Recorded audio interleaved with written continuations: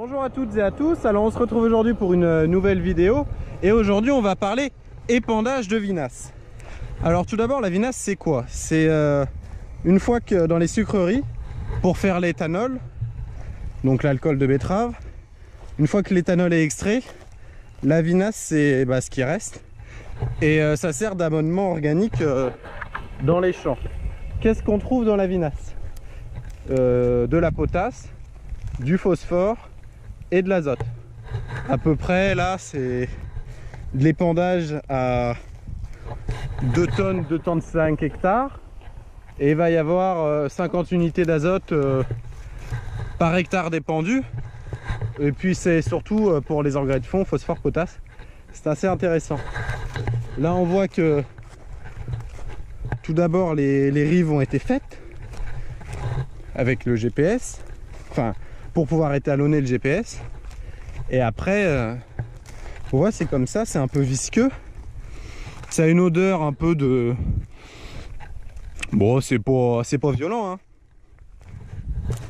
Donc là c'est un Terragator en 18 mètres, une citerne de 8000 litres, la densité est de 1,17 à peu près, donc ça fait 9 tonnes grosso modo.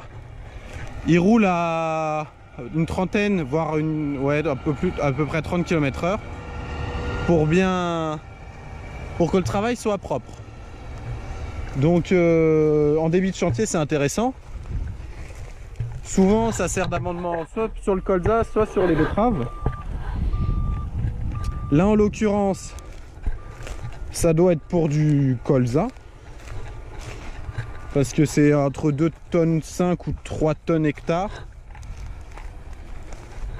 Et ça permet d'avoir... Et puis comme il y a de l'azote dedans, ça fait un peu engrais starter pour le colza.